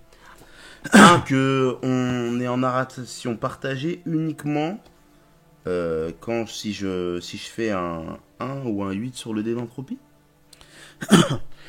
Donc tu vois, Patrick, je te coupe 2 secondes, mais le temps que nos chers Valar rebondissent sur sa question, il disait, Patrick, que tu vois, dans tous les cas, tu peux totalement tu peux totalement retourner sur un système classique s'il y a des besoins, fatigue ou autre, tu vois.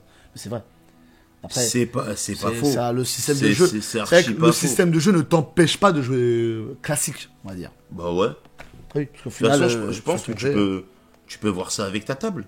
Ah, c'est ça. Tu peux voir ça avec ta table. Si à un moment, il y a un joueur, il se sent de raconter à quel point il a réussi son Je action ne de fourvoie pas du tout. Ça y est, j'ai employé le mot fourvoyer. J'aime bien faire des petits mots comme ça, un peu cool et tout. Alors, est-ce que tu sais qui c'est Free My Hero List, mon cher Riquet, Où ça? qui nous vient de nous parler. Est-ce que tu sais qui c'est? C'est quelqu'un que j'ai déjà rencontré? Non. Je lui ai déjà parlé? Non. Mais c'est... c'est Barack Obama. Il s'avère qu'en fait, c'est ma mère. Non, je rigole. non, en fait, Free My Hero List est... Oh le est- con, il a est tué une- ses madame. C'est une artiste, mon cher Riquet. Ah ouais? T'as sûrement déjà vu ça. T'as jamais vu passer sur Instagram des boucles d'oreilles de dés, des colliers avec des dés, des trucs. Mais attends, oui, Ouais, bah voilà. oui. Eh bien, c'est Free My Hero List. Voilà. Oui, donc, bah, pour mais- ceux qui ne savent pas, allez voir ce qu'elle fait un peu sur les réseaux sociaux. C'est très cool. C'est vraiment très très cool. Mais ouais, c'est trop beau, c'est trop beau. Euh... Mais toi, tu ramènes du beau monde, toi, dis donc. je pense que pour le coup, je pense que c'est Patrick qui ramène du beau monde. Ouais, ça fait Parce que plaisir. moi, je suis un mec marrant, mais les gens. Marrant. Non, mais alors, pour le coup, en tout cas, effectivement, c'est vraiment un système de jeu qui est appréciable. Ouais, moi, Nous, on a beaucoup. pris vraiment J'aime beaucoup bien, de j'aime bien. plaisir. Et comme l'a dit Patrick, si vraiment ça vous parle pas ou ça parle pas à vos joueurs, Ralasse, c'est ralasse, la chose. quoi. Il n'y a pas besoin de vous Ouais, prendre la tête. de ouf. Franchement, de ouf. Le retour du tir. Oh là là, Imertos! Imertos! Oh Imertos. Imertos. Ah, Imertos, t'as raté une partie du JDR Story, mais c'est pas grave, ne t'inquiète pas parce qu'il y aura le replay sur YouTube. Et surtout, il y a un deuxième JDR Story qui arrive préenregistré avec l'escroc. Ça fait très longtemps qu'il n'a pas fait de JDR Story sur la chaîne. Hein. Ah, de ouf. Ça fait au moins 1 an et demi ou 2 ans, peut-être. Donc, ouais. c'est le comeback. C'est le comeback, donc n'hésitez, reste. C'est vraiment reste, les plus souvent, c'est moi et Daddy Beer, quoi. Donc n'hésitez pas vraiment. Hein. Alors qu'est-ce que je voulais dire Donc du coup, Riquette, on s'approche à l'heure fatidique au départ, si je ne m'abuse. Déjà? Eh oui, ça part. Tu sais, le temps passe vite quand on s'amuse bien. J'ai encore 10 minutes. Hein, Attends, ça va. donc justement, j'aimerais qu'ensemble, on rebondisse sur peut-être des éléments scénaristiques de ce scénario qui t'ont plu, ou des éléments qui caractérisent l'univers d'Imperium 5 qui t'ont un peu marqué, que tu auras envie de partager à nos spectateurs YouTube et nos viewers Twitch, mesdames et messieurs. Narration partagée du live. Déjà, je sais pas s'il y a vraiment un truc, c'est qu'en fait, moi, à partir du moment où je suis dans un jeu où il faut comprendre une chose en particulier, déjà, tu m'as attrapé à 70%. Ouais. Et alors, Ensuite, vas-y. tu me donnes sur ma feuille de personnage des trucs que je ne comprends pas, alors que c'est mon personnage, tu m'as encore eu à 10%. Ça, Tu me laisses dans un univers aussi vaste, mais tu m'as encore plus, quoi. Mais franchement, à partir du moment où j'ai commencé à me poser les questions de frère, les Red ça coûte cher, pourquoi moi qui ai inventé une drogue qui s'appelle la carotix, tu m'as ressuscité? Après c'est vrai que moi, ce que je trouve très fort, et je pense que c'est ce qui marque dans une première partie d'Imperium, c'est ce qui marque vraiment.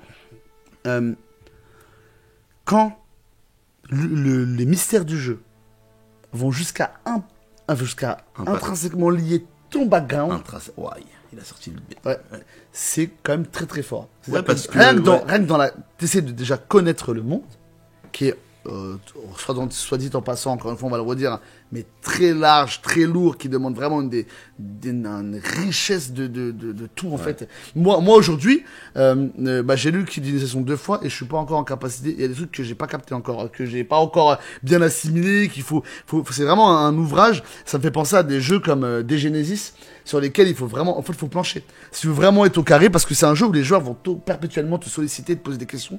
Il faut vraiment, après tu peux toujours improviser, hein, mais il faut vraiment être au fait de son univers. Ouais, mais justement, faire attention avec l'improvisation, quoi. Oui, bah après, si tu veux proposer un scénario et un mystère authentique d'Imperium 5, après chaque table s'adapte à sa façon de jouer, hein. Mais si tu veux proposer effectivement un scénario authentique, bah, il faut que tu sois à peu près. Ouais, et merci, c'est ça que j'allais dire, Patrick, c'est ça que j'allais dire. Ouais. Il faut poser des questions, et il faut pas qu'au MJ, pas qu'au PNJ, même entre nous, parce que l'escroc qui nous révèle, en fait, c'est un pro Bachir, machin, En fait, il y a trop de trucs qui collent et on n'avance pas sans se poser de questions. C'est Oui, impossible. il a raison, Valar, des Genesis, ils ont pris le parti pris qu'il y a des choses que le maître du jeu ne sait pas. En vérité, moi, les moments que j'ai le moins kiffé, je crois, c'est les bagarres. Hein. Pour moi, c'était vraiment... je m'en foutais. Ouais. J'étais plus en mode, je veux survivre pour savoir ce que t'es en train de me cacher, mon petit Patrick. Ouais, c'est vrai. Ouais. Zuma ne mourra pas tout de suite, c'est tout. Dans Encyclopédie intègre tous les secrets, tu auras un module de construction scénario réponse et tu auras un module de changement des secrets. Si t'as la table... Pas mal. Moi, je te dis, prépare-toi, Pas mal, on va pas mal, venir pas mal. souvent ici pour Si jouer. la table, regarde, c'est une information incroyable, hein. Si la table a changé le secret, c'est-à-dire que vous pouvez interagir directement avec eux. Mais voilà. C'est De toute façon, moi, je l'ai dit, ce jeu est trop puissant. Voilà, c'est tout. C'est tout. En fait, c'est tout. Ce jeu, il est juste puissant. Et moi, tu sais, bon, c'est un truc que je ne sais pas comment ça a fonctionné, mais peut-être que Patrick pourra répondre, mais ça, c'est un truc qui m'intéresse vraiment. C'est étant donné que l'entropie joue sur le background de ton personnage, comment ça se passe pour la création de personnes? Mais je te l'avais posé cette Ouais, question. ouais. Je t'ai dit, Et je t'avais dit, je sais pas encore. Ouais. Mais c'est très intéressant parce que du coup, c'est-à-dire que tu crées un perso à l'aveugle. Et ça, c'est un peu stylé. C'est-à-dire que tu vas...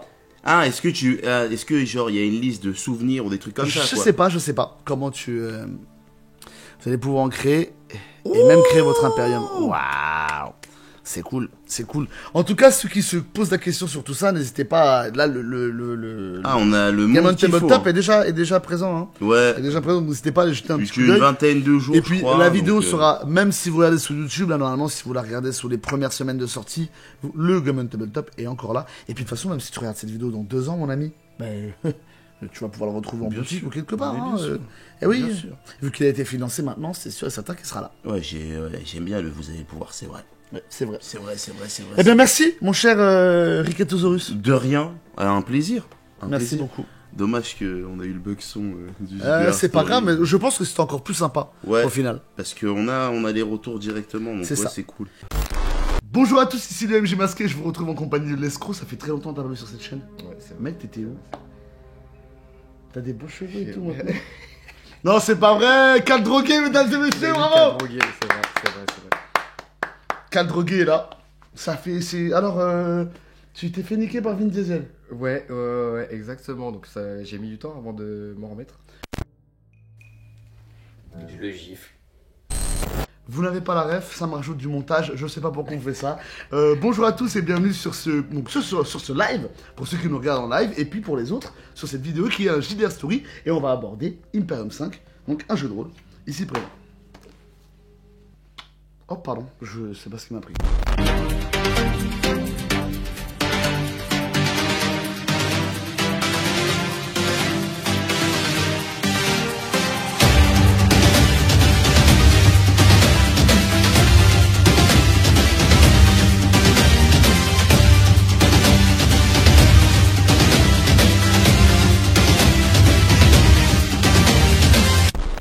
Alors, du coup, Imperium 5, qu'est-ce que c'est? Imperium 5, c'est un univers uchronique qui se passe dans le futur. C'est un bon mélange entre Un univers quoi? dystopique, uchronique. Uchronique. C'est quand c'est pas dans la chronologie de notre époque à nous. Ok, on s'en fout. Du coup, tu rajoutes du montage encore. Ouais, mais je sais pas ce que ça veut dire chronique. C'est quand tu vois quand c'est chronique, quand t'as une maladie chronique. Ah, les chroniques de Riddick. Exactement. Vin Diesel. Voilà, et tu Mais mets pas juste, encore lui. tu mets juste un U devant, frère. Chronique. Voilà, c'est tout. En fait, c'est. Voilà, dans ce jeu de rôle, il y a donc Vin Diesel qui, pour ceux qui n'ont pas connu l'escroc sur JDR Story, voilà ce qui se passe quand il est là. C'est pour ça que je vais appeler. Il m'a vu. C'est pour ça qu'on a mis que pour faire des blagues, parce que sinon c'est mort. Alors, du coup, Imperium 5, c'est un jeu de rôle qui va tirer un peu de la science-fiction, principalement Blade Runner, Altered Carbon, et du coup, tu as fait une partie avec moi. Ouais. Voilà, non, tu as participé à ma toute première partie de Imperium 5, Ouais. en compagnie de Daddy Bear JDR, Exactement. et Riquette qui était juste avec nous un peu plus tôt. Et j'incarnais Abdallah Brutal Nunez. Oh là là, mais tu l'as sorti d'un coup. Ah, ouais, t'inquiète. Parce que moi, depuis tout à l'heure, je réfléchis, faut que je le dise bien. Ah, t'inquiète. En fait, c'est toi, en fait. Bah oui, mais bien sûr. C'était- Mais, Voilà. T'étais un peu énervé. Par contre, c'est le personnage. Oui, non, mais faut le leur dire. T'étais un petit peu énervé. Je joue le. Voilà. Le roleplay. Alors, petite scène très drôle. Alors, on va pas trop vous spoiler. Le but, c'est pas qu'on vous spoile la scénario d'initiation. C'est juste que vous voyez un peu l'empreinte et que vous ayez le ressenti sur l'aventure, quoi. Mais concrètement, ce qui s'est passé, c'est au début d'un flashback, on y reviendra à cette histoire de flashback, mais on a eu un super échange entre, du coup, Zuma, donc notre cher Riquette, qui vous abordera un petit peu, ou qui l'a déjà fait d'ailleurs, qui vous a parlé un petit peu de son vécu dans cette partie. Et lui, du coup, il incarnait un juge policier. Parce que dans l'univers de Imperium 5, t'es juge et policier en même temps, rien à faire. C'est-à-dire que tu les arrêtes et tu les juges en même temps. T'exécutes. Voilà, t'as pas de temps. Voilà, il avait pas de temps. Et donc lui, il travaille en freelance. Et donc il l'a vu en train de négocier, de vendre de la carotix. Du coup, Je voulais le défoncer. du coup, il a dit c'est homologué ton truc là. En même temps, Abdallah Brutal Nunez, je vais pas élever des biches. Ouais. Je suis Alors, là pour. J'ai besoin de ton avis. Oui. Très intéressant. Attention, parce que alors l'escroc, c'est un joueur qui il va vouloir faire du roleplay, il va s'empoigner dans l'histoire, mais lui, tu vois, dans Donjons et Dragons, il serait vénère parce que c'est vraiment pas le genre de mec qui va rentrer dans la strate, des règles, de machin. Oh. Ce qu'il préfère le plus, c'est dis-moi, je lance quoi, s'il te plaît. Dès que le jeu est compliqué, la seule phrase qu'il dit, il va te dire direct, lance-moi. Je comprends pas, mec. Qu'est-ce qu'il faut que je lance? Et c'est vrai que Imperium 5 a quand même un système de jeu qui est assez complexe, révolutionnaire, qui demande de la narration partagée. Comment est-ce que toi tu l'as vécu? Pas très bien, je vais pas te mentir. J'étais en sueur, un peu. C'est comme une chronique, j'ai pas tout compris dans les règles. Mais non, en vrai, je vais pas mentir, c'est un peu compliqué. Mais je pense que c'est le genre de JDR où il faut que tu te lances dans une campagne. Genre en one shot comme ça va être compliqué de te mettre dedans. Enfin, en tout cas pour les joueurs comme moi, un peu brutal et qui rentrent dedans. Un peu Nunez en plus. Ouais, un peu Nunez, ouais. Brutal Nunez, exactement. Mais sinon, ça va. Au bout du deuxième scénario, c'était beaucoup plus simple. Et pourtant, c'était des scénarios d'une heure. Ouais, 1h30 à chaque fois. En tout cas, ce qui est sûr, c'est que moi, j'ai ressenti dans l'accompagnement des joueurs, un joueur comme l'escroc qui a vraiment ce besoin d'avoir du temps et qui est pas un adorateur des règles. Il va pas jouer à un jeu de rôle pour les règles, quoi. Donc, il y en a qui aiment les mécaniques et tout. Donc, c'est vrai qu'au tout début, quand même, quand il fallait l'expliquer, je me disais. Mais au final, la narration partagée, c'est quand même sympa. Ouais. Parce que dès l'instant où t'as fait ton jet de dés, bah, t'avais l'opportunité de. Non, c'est plutôt cool ce système. Ouais, d'ailleurs, il y a le boss final qui. J'ai tenté d'en faire un faux Némésis, vous savez, les méchants qui. Ouais, regardez, c'est lui le grand méchant, et au final, il essaie de discuter avec vous. J'ai pas discuté, moi. Papa 3 balles dans la tête. Il a fait son jet, et j'ai mis pas mal de réalité, j'ai rien foutu du tout. Et lui, il m'a fait un jet de psychopathe, je crois, 4 réussites, je crois. Ouais, c'est ça, exact. Et sans utiliser oh merde, le nom est bien méchant. Paradigme. Ouais, c'est un truc comme ça. C'est ça. Je suis maître du jeu de Imperium. Digimon. Voilà, donc du coup, et effectivement, t'as direct. Moi, j'ai pas discuté avec lui. Moi, donc il a voulu nous soudoyer. Moi, je suis pas là pour, et au niveau de l'univers, toi, il y a des trucs qui t'ont plu, qui t'ont. Ouais, bah comme t'as dit au début, ça rappelle beaucoup Blade Runner, Altered Carbon que j'ai bien aimé aussi en série et en film, en série d'animation aussi. Ouais. Donc j'ai bien kiffé et non franchement le délire futuriste où tu connais pas vraiment ton univers, il y a beaucoup de parts de mystère, il y a une intrigue derrière, ça me fait penser à un thriller en fait, c'est ça. Donc faut réfléchir à l'intrigue, franchement c'est assez sympa. Parce que la plupart des jeux de rôle, il n'y a pas forcément d'univers aussi profond là-dessus. En tout cas, c'est vrai que c'est très rare où tu arrives dans le jeu de rôle et on te dit, mec, tu te souviens de même pas qui t'es toi. Tu sais même pas qui. Mais je suis qui, moi? Tu des merdes. Juste, tu sais faire ça et ça. Mais comme tu le disais, de toute façon, je l'ai stipulé plusieurs fois, vous m'avez entendu le dire un paquet de fois. C'est vrai qu'en one shot comme ça, je pense qu'on n'a pas l'expérience ultime d'Imperium 5. Ouais. Je pense que le meilleur JDR Story, le meilleur retour de partie, ce serait un mec qui a une table de jeu et qui joue ensemble depuis 1 an, qu'on trouvait tous les mystères du jeu. Là, je pense qu'en termes de plus-value, de valorisation, de plaisir de jeu, clairement, je pense que c'est comme un bon vin. Exact. J'ai toujours rêvé de faire cette allégorie. Mais voilà. En fait, parce que le vin, en fait, le vin, ça vieillit, genre. Quand tu le gardes longtemps, un peu, ben après c'est meilleur. Uchronique, ouais. Ouais. C'est pas faux du coup. C'est un peu chronique. D'abord, en vrai, non, t'as raison. Franchement, c'est assez stylé l'univers et une quête, c'est pas assez. Mais par contre, une fois que tu finis le scénario, t'as envie de savoir la suite. Ouais, c'est vrai. Et t'es C'est vrai déjà que en ça train de fait cet effet-là. réfléchir. Ouais, c'est. Parce qu'à la base, on s'était dit, voilà, j'ai vraiment besoin de faire un one shot. J'ai révisé depuis un petit bout de temps et tout. J'ai besoin de vous emmener cet univers. Le scénario d'introduction, il est vraiment très très court. Donc, vas-y, on va faire une première partie. On va faire la première partie. On fait ça un soir en semaine. Donc, c'était vraiment en semaine. Donc, c'était, voilà, on peut pas rester 34 heures. On a eu au moins 1 heure d'explication de règles, d'univers et tout. Et plus d'1 heure et demie de jeu. Et à la fin de ça, on devait juste récupérer 2 joueurs le lendemain. Et du coup, ils m'ont tous dit non, c'est mort, moi je reviens, je peux pas m'arrêter là-dessus comme ça. C'est quoi la scène ou le passage que t'as préféré dans le scénar? À la fin, quand t'as l'un des Bachir. Et Bachir, exactement. Bachir. Il a pas Bachir, il est arrivé, il s'est téléporté devant nous, il a sorti des artefacts de je sais pas quoi, des trucs de fou malade. On n'a pas compris, et c'était archi stylé. Bah tu vois, en fait, tu sais quoi, regarde, je vais te faire une révélation en direct. Alors évidemment, les personnes qui n'ont pas, qui veulent jouer à Imperium 5, qui sont pas maîtres du jeu et qui ont envie de découvrir ça en tant que joueur. De toute façon, je sais pas, qu'est-ce que vous faites là déjà? Pour commencer, Ouais, voilà, c'est bon, vous m'avez fait une vue, vous avez cassé. Non, je rigole. Allez prendre le kit d'initiation, allez. Donc voilà ce qui c'est, notre cher Bachir. Bachir, exactement. Bachir Abdel Karam. Alors lui, c'est un noble. Exactement. Et au-delà d'être un noble lambda, c'est un noble plus. C'est un peu le gratin de Imperium 5. C'est genre un demi-dieu à peu près. Et je vais te lire un peu son truc. Donc déjà, ça me tue parce qu'il a équipement Cannes, ça fait +9, mais pour ça on s'en fout, c'est marrant. Attends, du coup, alors écoute bien. Continuum, sa sphère quantique peut s'étendre sur toute la planète. Cela lui permet d'accéder à toutes les ressources non protégées et de se déplacer ou de se relier à un être conscient. C'est-à-dire que déjà... Je sais pas si tu vois, mais il est écrit de se déplacer ou de déplacer. Ouais. Ça veut dire qu'il peut déplacer des objets. Mais de toute façon, t'as bien vu la manière dont je l'ai fait apparaître. Oui, c'est vrai. Il est arrivé comme si c'était chez sa mère. Ouais. Ensuite, particules. Alors ça me tue aussi.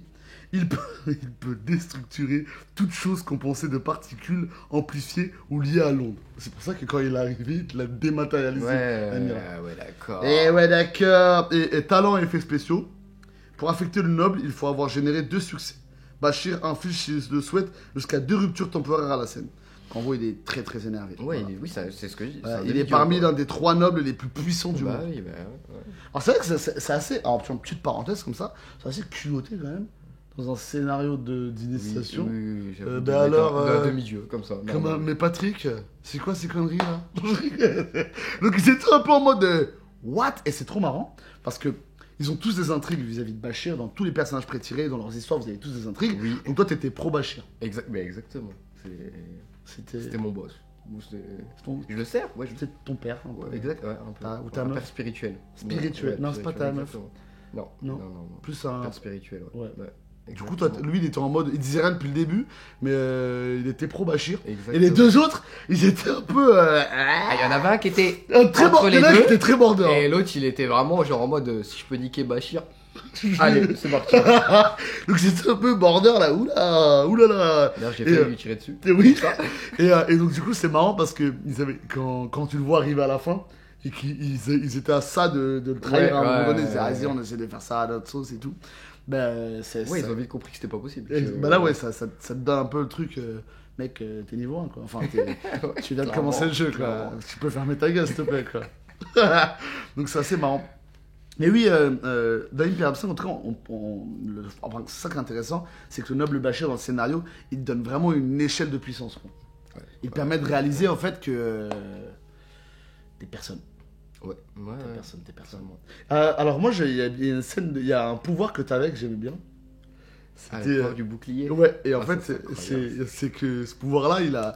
du coup, Abdallah, il a un pouvoir, c'est qu'il peut appliquer un bouclier sur lui ou mettre quelqu'un dans un bouclier. Ouais, exactement. Et il y a une scène qui est assez extraordinaire sur un personnage des forces spéciales qui les attaquait lors de l'assaut pour récupérer l'objet qu'ils étaient partis chercher, qui a tenté de s'autodétruire. Exactement. Exactement. Et du coup, alors moi, en fait, sur un jeu d'action, etc., je fais un jeu de réalité enfin, sur mes dés de réalité, j'ai beaucoup de réussite. Je me dis, je vais pouvoir vraiment les mettre en difficulté et vraiment prendre part à la narration et essayer de les mettre dans le caca. Et puis, tu nous as fait. Bouclier. Exactement. Je fais un tour avec le bouclier. C'est ça, donc il a balancé son bouclier sur le mec qui voulait se faire péter. Exactement. Et du coup, ça a pété de l'intérieur du bouclier. C'est vraiment Il y avait stylé. des taches de sang à l'intérieur du bouclier, j'ai bien aimé. Ouais, et je crois que dans Hyper 5, c'est aussi ça qui est cool, c'est qu'on a de la technologie qui est tellement poussée par moment, avec l'onde et tout, qu'on est à la limite de la magie, je trouve. Ouais, clairement. T'as quantique. Exactement, t'as l'impression que qu'il y en a que c'est des sorts, quoi. L'onde, c'est presque de la magie spirituelle, c'est la 55G. Ouais, C'est la 55G. Voilà, c'est de la G, mais très très développée, quoi. C'est de l'onde Wi-Fi, mais. Tarpin énervé. C'est pas free. C'est exactement, quoi. C'est de l'onde Wi-Fi qui est tellement puissante qu'elle peut être en symbiose avec des gens, avec tout, en fait.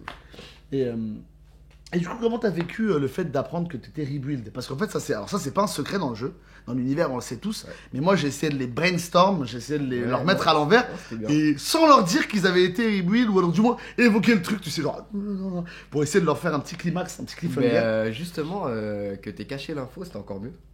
Parce que quand tu lis ta fiche personnage, t'as des petits indices sur l'histoire du rebuild, et tout, etc. Mais tu comprends pas vraiment ce que c'est. Bon, quand t'as regardé Blade Runner, Alter Carbone et tout, etc. Ouais, tu te dis, il y a un truc bizarre quand même. Il y a un truc. Et puis comme je joue sur le fait que vous avez pas de mémoire et que c'est flou pour vous toutes ces choses-là, ben, j'ai réussi à faire passer ça en crème sans qu'on sache. Quand tu l'apprends, tu te dis, je le savais. Ouais. Ouais, parce que vous avez dû en entendre parler avec Riquette qui en a abordé, mais oui, je les ai fait. Moi, j'ai utilisé de mes pouvoirs scénaristiques de maître du jeu pour les tuer. Oui. Et alors, c'est ça qui est. Enfin, dans Hyper 5, c'est quand même cool, c'est que t'as pas de scrupule à buter tes joueurs, quoi. Oui, parce qu'ils reviennent. Ouais, ils reviennent. Bon, après, il y a tout. Moi, j'aime bien. Enfin, si je fais une campagne Hyper 5 sur la durée, je vais vraiment essayer d'instaurer le fait que, en fait, un rebuild, c'est une galère, quoi. Ouais. Ça coûte cher, etc.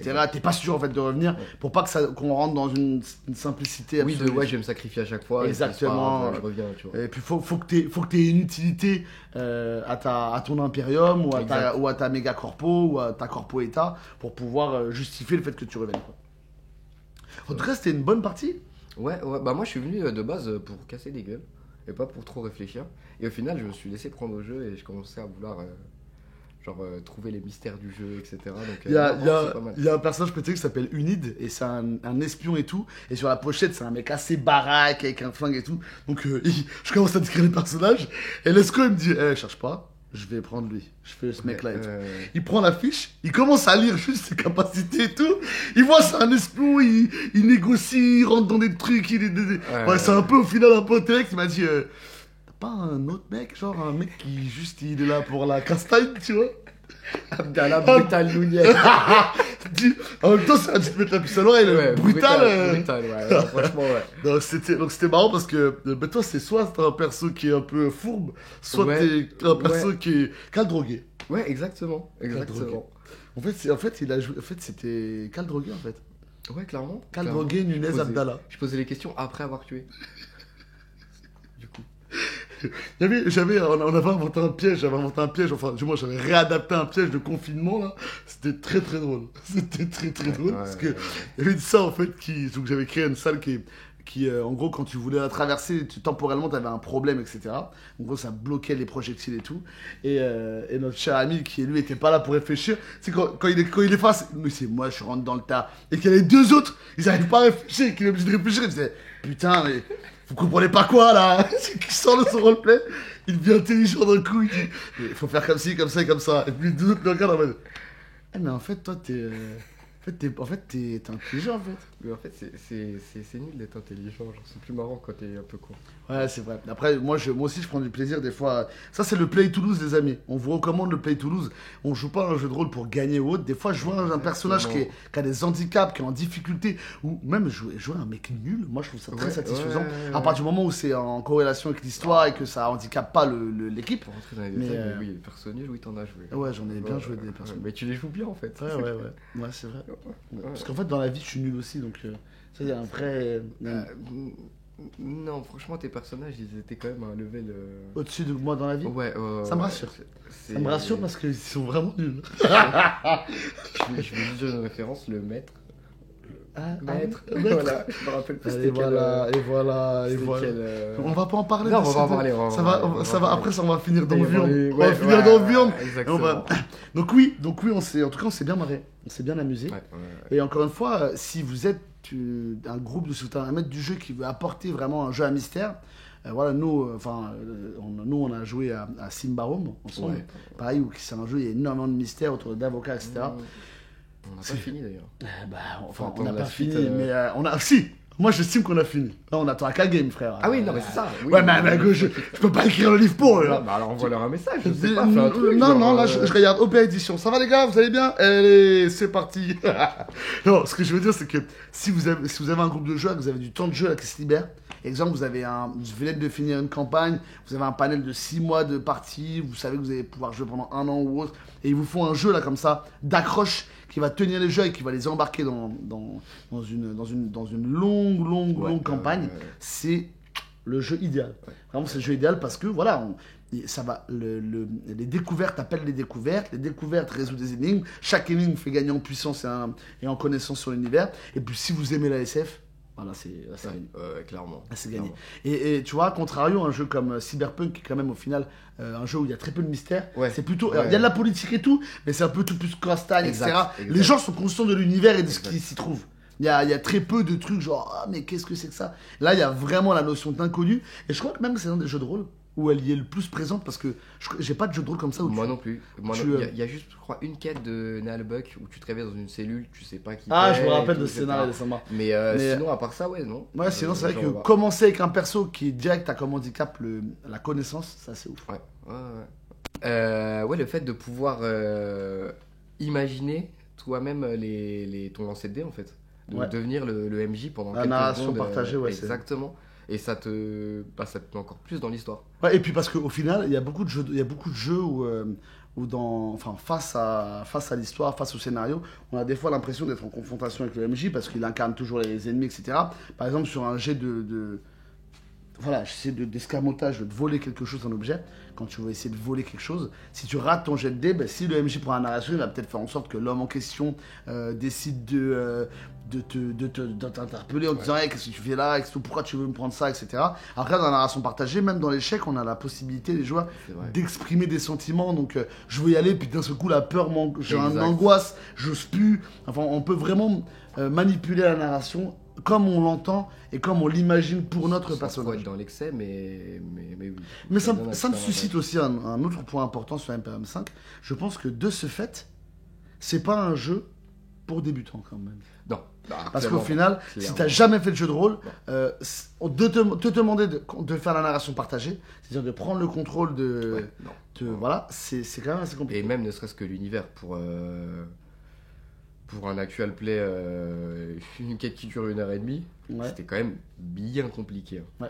C'est vrai que, en fait, dès l'instant où tu as un univers où j'en ai parlé déjà plusieurs fois autour d'un 5, mais quand tu as un univers où il faut tout construire avec tes joueurs, il faut une session zéro, il faut du temps en fait pour qu'on s'assimile. Et donc, si tu es quelqu'un qui a jamais fait de jeu de rôle, qui sait pas à quoi il joue, qui sait pas qui c'est son personnage, qui a la narration partagée, bah là, allez, à moins que ce soit un acteur, un mec super chaud et tout, sinon c'est allez, ciao. Mais à l'inverse, si vous vous êtes un joueur de jeu de rôle depuis un certain temps, etc. Et puis vous êtes vraiment, vous avez cette sensation et ce besoin de upgrader votre groupe, de prendre un nouveau niveau de narration, de gagner en roleplay, en interprétation, en communication. Vous êtes maître de jeu, que vous avez envie que vos joueurs ils s'expriment plus sur ce qu'ils ressentent et tout. Par contre, c'est un bon premier pas. Et puis même, ça peut être en plus de ça super formateur pour toutes les personnes qui veulent être MJ. C'est exactement ce que j'allais dire. Parce que au final, quand en tant que joueur, t'es toujours passif, mais que là, tu te trouves à faire une campagne de 1 an où t'es obligé d'être actif tout le temps, eh ben, ça te met en condition d'improvisation perpétuelle et ça te permet de très clairement de te projeter et de te dire, vas-y, en fait, je peux le faire, quoi. Ouais. Et puisqu'ils vont faire un truc très très cool, bah, pour ceux qui le savent, hein, enfin, vous le savez déjà, mais le financement participatif a lieu maintenant. Si vous regardez cette vidéo plus tard, vous avez peut-être déjà le jeu, vous allez vous le procurer. Et ce qui est très très cool, c'est qu'au Édition, ils ont assuré que dans le livre de base, celui qu'on peut avoir avec le financement participatif, il y a tous les mystères dedans. Ah bon? Ouais, c'est pas comme Simbaroum où t'achètes le bouquin petit à petit et tu dois attendre 4 bouquins. Et puis si la maison d'édition elle le sort jamais, bah, tu sais jamais ce qui s'y trouve. Ouais, Tu vois okay, Par exemple, moi là dans le 5e bouquin, je sais pas ce qui s'y passe. Dans le 6e, il n'est même pas été écrit du tout. Donc il n'y a pas besoin de se projeter. Alors que là, ils ont dit que dans le livre de base, les mystères du monde seront réglés. Toi, tu les feras tomber ou les donneras quand tu veux. Ouais, exact. Mais les mystères du monde sont un bouquin, c'est les mystères du monde, c'est réglé. Incroyable. C'est pas mal, hein? Bah, ça évite de faire des sorties à rallonge et tout. Donc c'est-à-dire qu'avec le livre de base, tu peux jouer des années sans avoir besoin d'acheter des suppléments ou autre. Putain, ça me fait plaisir de te revenu. Bah ouais, moi aussi. Avec Caldrogué, c'est... Bah oui. Ouais. Bon, si vous avez aimé Caldrogué, mettez des likes. Exactement. Et Ouais. même si vous l'avez pas aimé. Abonnez-vous aussi, s'il vous plaît. C'est gratuit, à Skip. Caldrogué va venir vous casser la gueule, ok? Moi, je m'abonnerai si j'étais vous. Merci au Édition. Merci Patrick. Et puis, merci à vous d'avoir regardé cette vidéo. Exactement. Merci à tous. Et hop là.